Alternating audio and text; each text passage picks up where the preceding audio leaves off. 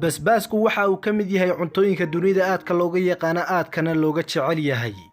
inkastoo basbaasku ku caan baxay kulayl badan, laakiin waxa ku jira fiitamiino iyo macdano jidhka wax u tara.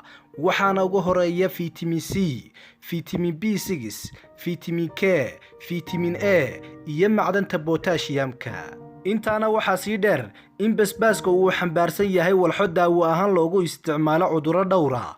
walxahaas qaarkood basbaaska oo keliya ayaa laga helaa, waxaana ugu caansan maadada loo yaqaano capsaicin oo hadda laga sameeyo daawooyin iyadoo la adeegsaday cilmi baarisyo tiro badan.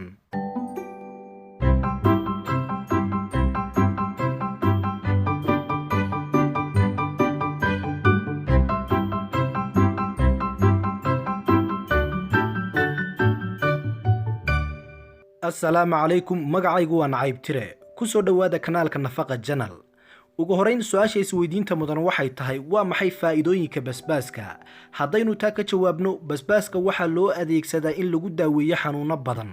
sidaa darteed ugu horeyn basbaasku waa xanuun baabiye, waayo maadada capsaicin ee laga helo basbaaska ayaa waxay xambaarsan tahay awood ay ku yareyn karto xanuunada, gaar ahaan xanuunada neerfaha ka dhasha.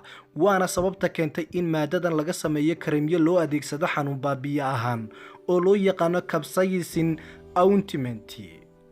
dhinaca kalena basbaasku waa miisaan ride, waayo basbaasku miisaanka ayuu ridaa. sababtoo ah cilmi baadhis lagu sameeyey basbaaska waxaa lagu ogaaday inuu gubo ama yareeyo baruurta ama xaydha ku jirta jidhka. wuxuu kaloo kordhiyaa isticmaalka tamarta jidhka ku kaydsan, laakiin waxay dhakhaatiirtu ku talinayaan in basbaaska uu waxtar u leeyahay cayilka markii lagu daro tallaabooyin kale oo miisaan ridisa. basbaasku waxa kale oo uu sare u qaadaa caafimaadka wadnaha, waayo basbaaska waxaa ku jirta maado kale oo loo yaqaano kaayaan, waxayna maadadaasi hoos u dhigtaa kolestaroolka, waxayna ka hortagtaa xinjiroobista dhiigga. waxay kaloo mishaa guntimaha dhiigga, waxayna hoos u dhigtaa cudurka wadnaqabadka iyo faaliga iyo xinjiroobista xididada sanbabada.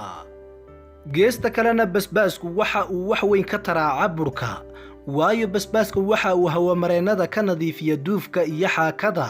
sidaa daraaddeed dadka xaakada ay ka soo go'i la'dahay marka ay qufacayaan, waxaa lagula talinayaa inay cuntada basbaas ku darsadaan. basbaasku waxa kale oo uu sare u qaadaa difaaca jidhka, maxaa yeelay basbaaska guduudan ama casaanka ah waxa uu u roon yahay xanuunada bakteeriyadu ay keento ee ku dhaca sanbabada sida ooforeenka iyo borokiitada. basbaasku waxa kale oo uu ka hortagaa kansarka borostatada ama borostateka, waayo cilmi baadhis dhowaan lasoo daabacay ayaa waxaa lagu sheegay in basbaaska uu yareeyo halista cudurka kansarka ee ku dhaca qanjirka ragga. dhinaca kalena basbaaska waxa uu wanaagsan yahay dadka qaba sankarowga nooca labaad, waayo waxaa lagula taliyaa in basbaaska ay ku dadaalaan maadaama la arkay inuu firfircooni ku abuuro ganaca si hormoonta insulinta ee yar uu u bato, kadibna sonkorta loo yareeyo. intaa kadib daawadayaal waxaa laga yaabaa inaad imika isweydiinayso waa maxay khasaaraha basbaasku. haddaynu taa ka jawaabno, basbaasku waxa uu keenaa kuleyl iyo hambab hadduu maqaarka ama indhaha gaadho, sidaa daraaddeed waa in laga ilaaliyaa meelahaas. dhinaca kalena basbaasku waxa uu siyaadiyaa laabjeexa iyo hurka caloosha, waa marka uu qofka ku cusub yahay, laakiin waxaa la arkay markii la joogteeyo inuu nabarada gaas calooleedka inuu daawo u yahay. dhinaca kalena waxaa jirta fikrad ay dad badani aaminsan yihiin oo cilmi ahaan aan lagu arkin markii dhowr cilmi baadhis lagu sameeyey basbaaska, taasoo ah in basbaaska uu babaasiir xidhiidh la leeyahay. laakiin waxaa cilmi baaris ahaan la aaminsan yahay inuu basbaaska iyo babaasiirtu wax xidhiidha aysan ka dhaxayn.